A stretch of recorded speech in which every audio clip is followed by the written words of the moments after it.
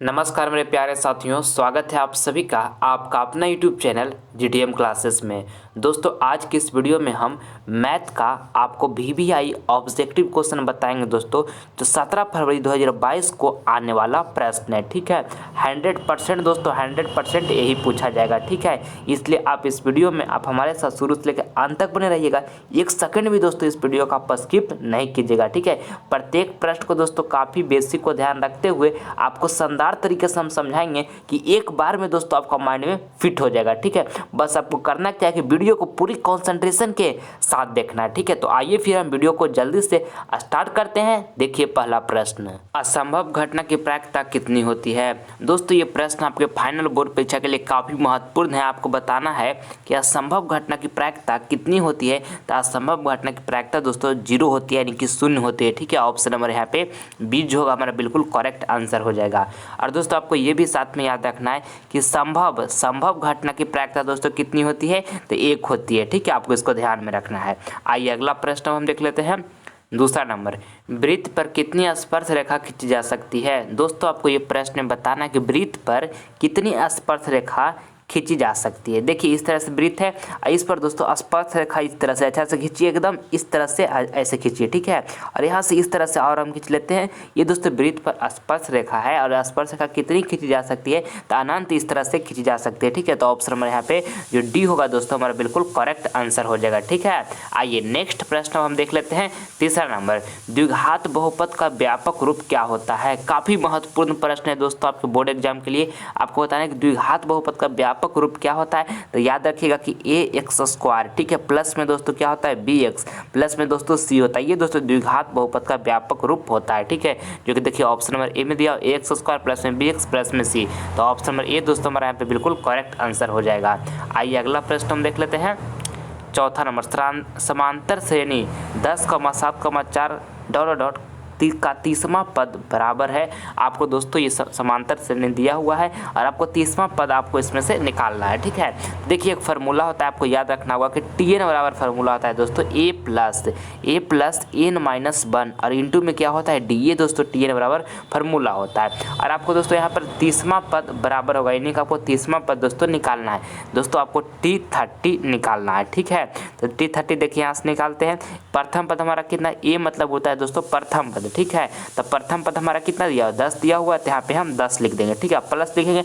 N कितना दिया हुआ, एन दोस्तों हमारा 30 दिया हुआ है, तो यहाँ पर देखिए 30 माइनस 1 की जगह कितना हो जाएगा, 29 हो जाएगा। ठीक है, क्योंकि n-1 था ना, तो 30 माइनस 1 किए तो 29 हो गया। ठीक है, कोई दिक्कत। अब देखिए यहाँ से आगे कीजिएगा, आगे यहाँ से करते हैं, तो हमको d निकालना है। d यानी कि दोस्तों सार्वंतर निकालना है, जिसको हम d से डिनोट करते हैं, इंग्लिश में इसको कॉमन डिफरेंस बोलते हैं। ठीक है, तो d बराबर जो हमारा फार्मूला होता है दोस्तों वो T2 माइनस T1 होता है। ठीक है, d बराबर फार्मूला, तो d यहाँ से निकालते हैं। तो T2 हमारा कौन है दोस्तों, देखिए दूसरा पद जो है हमारा है दोस्तों ये 7, ये हमारा दूसरा पद है, यानी कि T2 और माइनस पहला पद, तो पहला पद कौन है दोस्तों, ये 10 है, यानी कि T1, तो यहाँ पे 10 लिख देंगे। और देखिए d बराबर निकालेगा तो 7 माइनस 10 की जगह कितना आ जाएगा, -3 आ जाएगा, तो d की जगह पर दोस्तों -3 रख दिए। कोई दिक्कत। अब आगे यहाँ से करते हैं, T30 हमको निकालना है।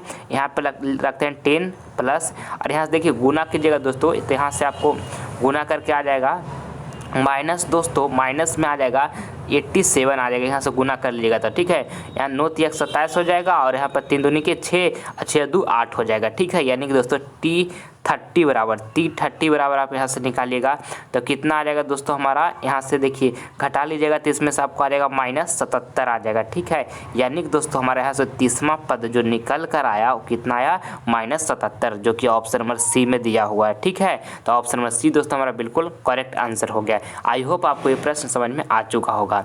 आइए अगला प्रश्न हम देख लेते हैं।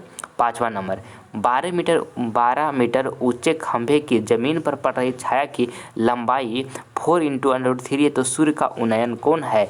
काफ़ी महत्वपूर्ण प्रश्न है दोस्तों, आप इसको ध्यान से समझने का प्रयास कीजिएगा। ठीक है, देखिए कहता है कि 12 मीटर ऊंचे खंभे, तो 12 मीटर ऊंचा खंभा इस तरह से बना लेते हैं। कह रहा है जमीन पर पड़ रही छाया, इस तरह से दोस्तों छाया है, मान के लिए जमीन पर पड़ रहा होगा, ये 12 मीटर दोस्तों इसका हाइट है। ठीक है, और कह रहा है जमीन पर जो पड़ रही छाया उसकी जो लंबाई है वो 4 × √3 है। ठीक है, इस तरह से लिख दिए, और यहाँ से हम दोस्तों इस तरह से लाइन मिला देते हैं, इस तरह से खींच दिए। ठीक है, अब हमको कहता है कि सूर्य का उन्नयन कोण है। तो दोस्तों उन्नयन कोण हमारा कहाँ बनेगा, यहाँ पे बनेगा। ठीक है, आपको ध्यान में रखना है दोस्तों कि जो उन्नयन कोण होता है वो कैसे बनता है, जब हम नीचे से ऊपर की ओर देखते हैं दोस्तों तो उन्नयन कोण बनता है। ठीक है, आपको इसको याद रखना है। यहाँ पर हम मान लेते हैं थीटा।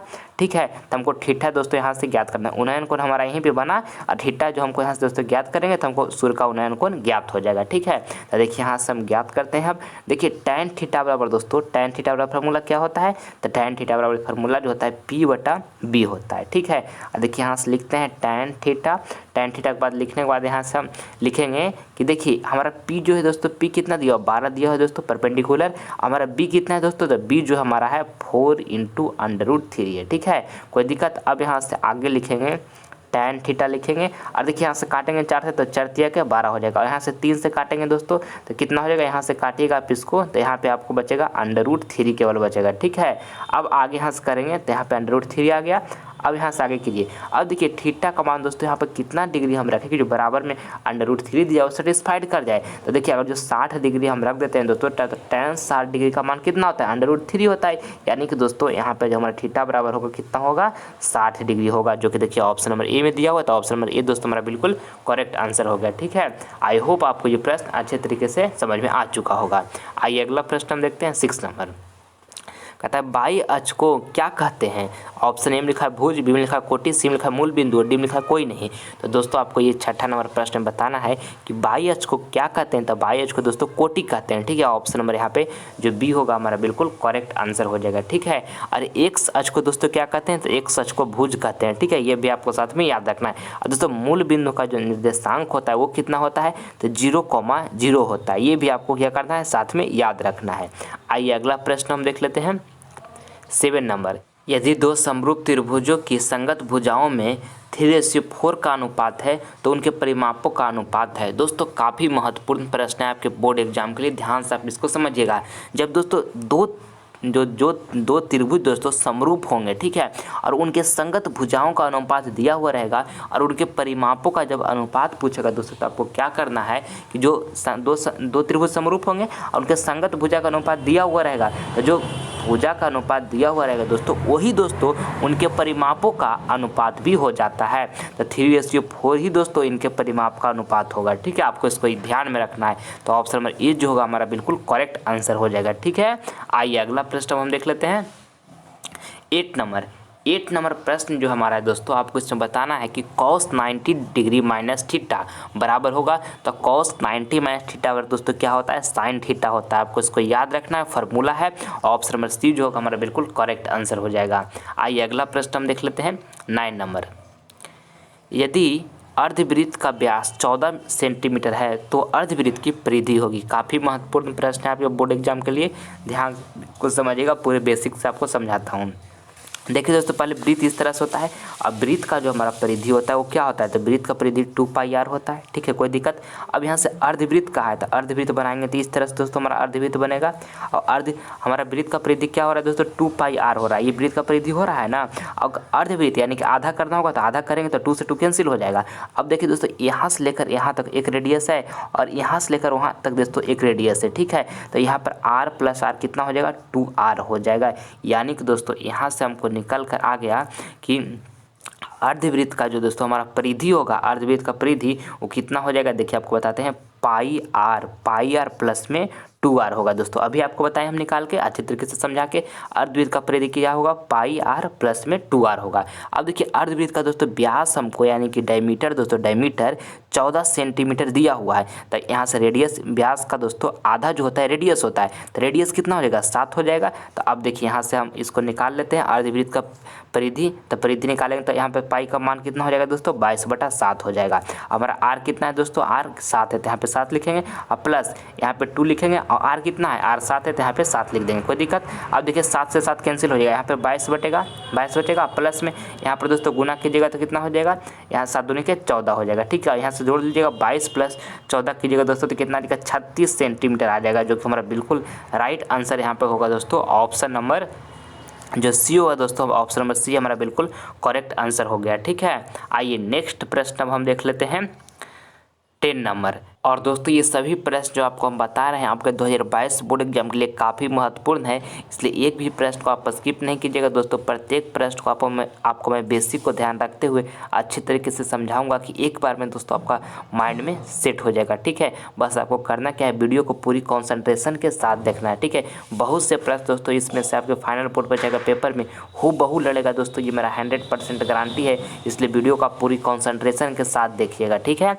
देखिए 10वां नंबर प्रश्न कहता है 9 सेक स्क्वायर थीटा माइनस में 9 tan स्क्वायर थीटा बराबर है। देखिए दोस्तों इसमें भी यहाँ पे 9 है और इस पर भी 9 है, यानी कि दोस्तों 9 को हम कॉमन कर सकते हैं। 9 को कॉमन करेंगे तो यहाँ पे क्या बचेगा सेक स्क्वायर थीटा, और माइनस में दोस्तों यहाँ पर क्या बचेगा tan स्क्वायर थीटा। कोई दिक्कत? अब देखिए आगे यहाँ से 9 कॉमन किए और सेक स्क्वायर थीटा दोस्तों minus tan square theta equal to क्या होता है 1 होता है, यानी दोस्तों 9 इंटू यहाँ पे 1 करेंगे तो कितना हो जाएगा 9 इंटू 1 करेंगे तो 9 हो जाएगा। ठीक है, जो कि देखिए ऑप्शन नंबर बी में दिया हुआ है, तो ऑप्शन नंबर बी जो होगा हमारा यहाँ पे बिल्कुल करेक्ट आंसर हो जाएगा। ठीक है, आइए अगला प्रश्न हम देख लेते हैं। 11 नंबर बिंदु -4, -5 की दूरी मूल बिंदु से होगी। दोस्तों ऐसा प्रश्न आपके बोर्ड एग्जाम में हमेशा पूछा जाता है, पूरे ध्यान से आप इसको समझिएगा। जब दोस्तों आपको एक बिंदु दे दे, ठीक है, और दूरी मूल बिंदु से पूछे, दूरी जब मूल बिंदु से पूछे तो एक फार्मूला होता है x² प्लस में y² का अंडर रूट, ये फार्मूला आपको याद कर लेना है। ठीक है, देखिए 4 जो लिखा है दोस्तों हमारा x है, तो यहाँ पे x के जगह पर 4 लिख लेंगे प्लस, और -5 जो लिखा है दोस्तों हमारा y है, तो -5 यहाँ पे लिख लेंगे, इसका भी स्क्वायर कर देंगे। ठीक है, और इस तरह से लिख लेंगे, और 4 का स्क्वायर करेंगे कितना हो जाएगा 16 हो जाएगा, और -5 का स्क्वायर करेंगे तो कितना होगा 25 हो जाएगा। यहाँ तक अंडर रूट इस तरह से कर दिए। ठीक है, अब यहाँ से जोड़िएगा 16 + 25 दोस्तों तो कितना हो जाएगा 41 हो जाएगा, यानी कि अंडर रूट 41 जो होगा हमारा बिल्कुल राइट आंसर हो जाएगा। तो ऑप्शन नंबर सी दोस्तों बिल्कुल सही आंसर हो गया। ठीक है, आइए अगला प्रश्न हम देख लेते हैं। 12 नंबर बाह्य बिंदु से वृत्त पर खींची गई स्पर्श रेखाओं की लंबाई होगी। काफ़ी महत्वपूर्ण प्रश्न है दोस्तों आपके फाइनल बोर्ड परीक्षा के लिए। देखिए इस तरह से पहले हम वृत्त बना लेते हैं। ठीक है, वृत्त बना लिए। अब क्या कहता है कि बाह्य बिंदु से, तो यहाँ पर मान लेते हैं दोस्तों कि बाह्य बिंदु है। ठीक है, वृत्त पर खींची गई स्पर्श रेखाओं, वृत्त पर इस तरह से स्पर्श रेखा खींच लेंगे अच्छा तरीके से, और यहाँ से दोस्तों वृत्त पर अच्छी तरीके से हम स्पर्श रेखा खींच लेंगे। ठीक है, कह रहा है बाह्य बिंदु से वृत्त पर खींची गई स्पर्श रेखाओं की लंबाई होगी। तो ये जो लंबाई होता है दोस्तों ये समान होता है, कहने का मतलब बराबर होता है दोनों आपस में। ठीक है, तो ऑप्शन नंबर बी यहाँ पर राइट आंसर हो जाएगा समान। ये दोस्तों कॉन्सेप्ट है, एक ज्योमेट्री में आपको पढ़ना है। ठीक है, आपको इसको अच्छे तरीके से याद कर लेना है। ठीक है, तो ऑप्शन नंबर बी जो होगा बिल्कुल करेक्ट आंसर हो जाएगा। आपको इसको याद रखना है, आपके बोर्ड एग्जाम में पूछे जाते हैं। ठीक है, आइए अगला प्रश्न हम देख लेते हैं। अगला प्रश्न दोस्तों हमारा 13 नंबर है, तो दो संख्याओं का लसाअ और मसाअ 50 और 25 है, तो पहली संख्या 25 है तो दूसरी संख्या ज्ञात करें। दोस्तों ये प्रश्न आपके बोर्ड एग्जाम के लिए काफ़ी महत्वपूर्ण है, इसलिए दोस्तों ये प्रश्न को आपको हम बार बार बता रहे हैं ताकि आपको इसको कभी भी एग्जाम में भूले नहीं, और एग्जाम में आए तो आपको टाइम को बचत करते हुए सबसे पहले इसको आप कम समय में बना लें। ठीक है, देखिए प्रश्न क्या कहता है दो संख्याओं का लसाअ और मसाअ 50 और 25 है, तो तथा पहली संख्या 25 है तो दूसरी संख्या ज्ञात करें। तो देखिए दोस्तों एक फार्मूला होता है, आपको इसको याद रखना है। पहली संख्या गुणन दोस्तों दूसरी संख्या होता है इक्वल टू क्या होता है लसाअ। ठीक है, इक्वल टू होता है लसाअ, इक्वल टू लसाअ, और गुणे में दोस्तों क्या होता है, गुणे में होता है मसाअ। ठीक है, गुणे में आपका हो जाएगा मसाअ। इस तरह से ये फार्मूला होता है, आपको इसको याद करके रखना है। ठीक है, और देखिए पहली संख्या हमारा कितना है 25, तो यहाँ पे 25 लिख लेंगे, और दूसरी संख्या तो हमको निकालना है तो दूसरी संख्या इसी तरह से लिख लेंगे। ठीक है, और देखिए लसाअ, तो लसाअ दोस्तों हमारा कितना है 50 है, तो यहाँ पे 50 लिख लेंगे। ठीक है, और देखिए मसाअ दोस्तों मसाअ कितना है 25 है, तो यहाँ पे 25 लिख लेंगे। कोई दिक्कत? अब देखिए 25 से 25 कैंसिल हो जाएगा, तो दोस्तों दूसरी संख्या बराबर हमको कितना बच गया 50 बच गया, जो कि हमारा बिल्कुल राइट आंसर हो जाएगा। जो कि देखिए ऑप्शन नंबर यहाँ पे सी में दिया हो, तो ऑप्शन नंबर दोस्तों सी जो होगा हमारा बिल्कुल करेक्ट आंसर यहाँ पे हो गया। आइए अगला प्रश्न हम देख लेते हैं। 14 नंबर, और दोस्तों जो अभी तक आप हमारे चैनल को सब्सक्राइब नहीं किए हैं तो प्लीज़ दोस्तों आप इस चैनल को सब्सक्राइब कर लें। इससे आपको फ़ायदा क्या होगा कि जब हम लाइव क्लास आएंगे तो इसका नोटिफिकेशन जो होगा सबसे पहले आपको प्राप्त होगा। ठीक है, इसलिए जल्द आप हमारे चैनल को सब्सक्राइब भी कर लें। देखिए 14 नंबर प्रश्न को कहता है आंकड़ा दिया हो दोस्तों इस तरह से, और कहा कि का परिसर होगा।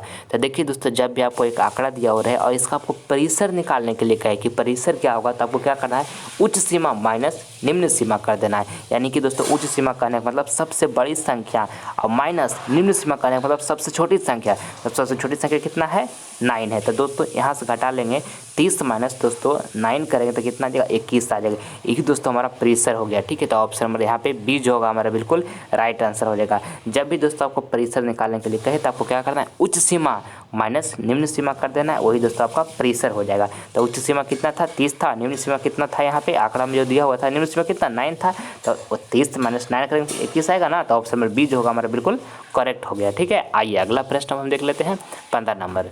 अर्धगोले के संपूर्ण पृष्ठ का क्षेत्रफल होता है। काफ़ी महत्वपूर्ण प्रश्न है दोस्तों, आपके बोर्ड एग्जाम के लिए आपको ये प्रश्न बताना है कि अर्धगोले के संपूर्ण पृष्ठ का क्षेत्रफल क्या होता है। तो अर्धगोले का दोस्तों संपूर्ण पृष्ठ का जो क्षेत्रफल होता है वो 3πr² होता है। तो ऑप्शन नंबर बी जो होगा बिल्कुल हमारा राइट आंसर हो जाएगा। ये फार्मूला आपको इसको याद रखना है दोस्तों कि अर्धगोले के संपूर्ण पृष्ठ का क्षेत्रफल 3πr² होता है। ठीक है, आइए अगला प्रश्न हम देख लेते हैं। बिंदु 2,3 एवं 4,1 के बीच की दूरी होगी। दोस्तों काफ़ी महत्वपूर्ण प्रश्न है आपके बोर्ड एग्जाम के लिए, आपको बताना है बिंदु 2,3 एवं 4,1 के बीच की दूरी होगी। तो देखिए जब दोस्तों आपको दो बिंदु दे दे और बीच की दूरी आपको पूछे तो एक फार्मूला होता है दोस्तों, डिस्टेंस फार्मूला, दूरी सूत्र, उसको आपको लगाना है।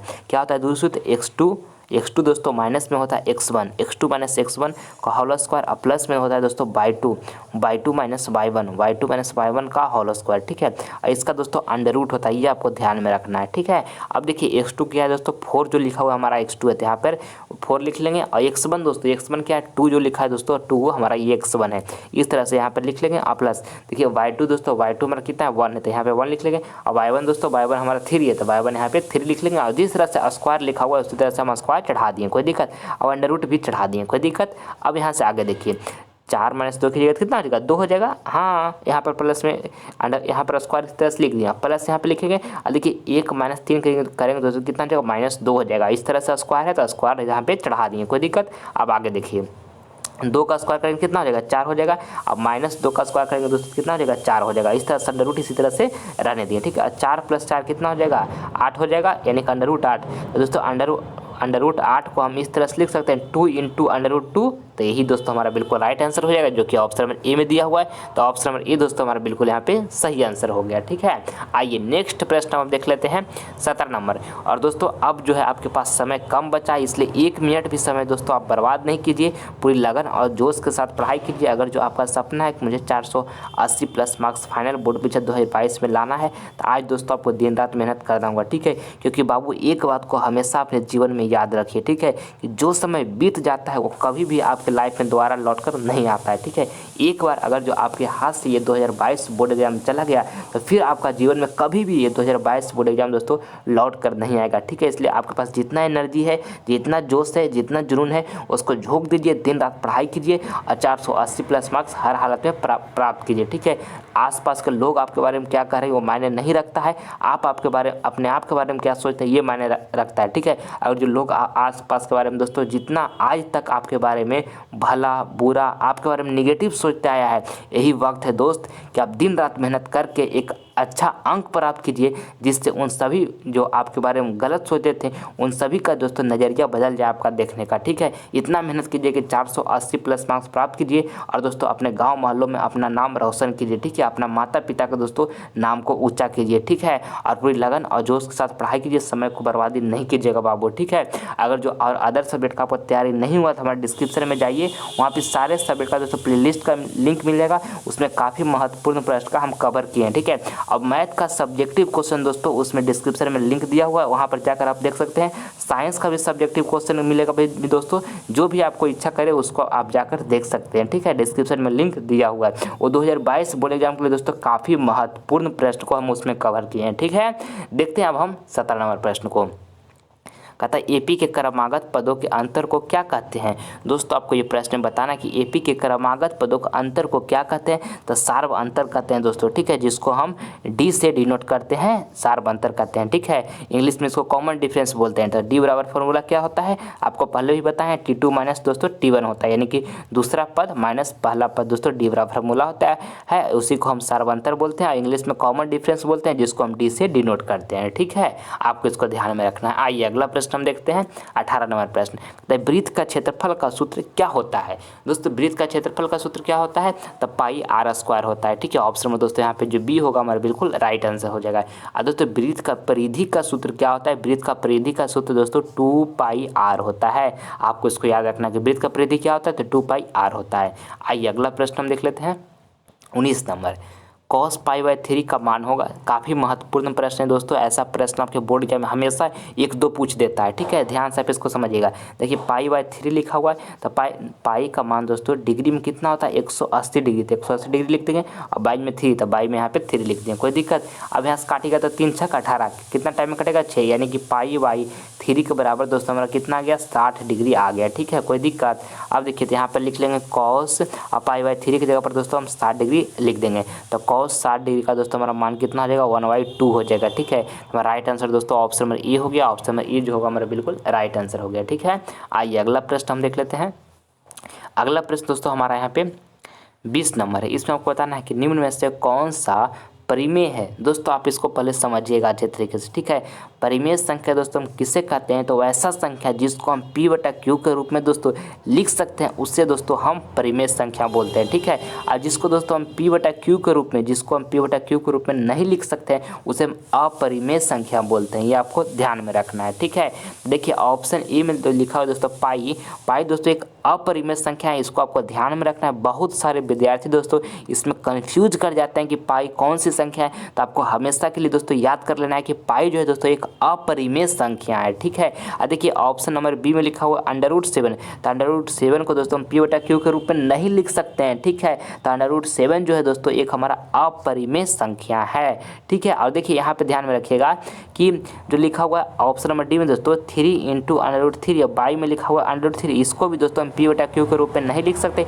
ये भी दोस्तों हमारा अपरिमेय संख्या है। ठीक है, मगर देखिए जो ऑप्शन सी में लिखा है दोस्तों इस तरह से लिखा हुआ है 16/25 है, यहाँ पे √ चढ़ाया हुआ है। तो 4 का यहाँ पे 16 का वर्गमूल दोस्तों कितना हो जाएगा? 4 हो जाएगा। 25 का वर्गमूल कितना हो जाएगा? 5 हो जाएगा। यानी कि 4/5 को दोस्तों हम p/q के रूप में लिख सकते हैं। यानी कि दोस्तों ये जो हमारा है परिमेय संख्या है। तो ऑप्शन नंबर सी जो होगा दोस्तों हमारा बिल्कुल राइट आंसर हो जाएगा, ऑप्शन नंबर सी। ठीक है, आई होप ये प्रश्न आपको क्लियर हो गया होगा। आइए अगला प्रश्न देख लेते हैं दोस्तों।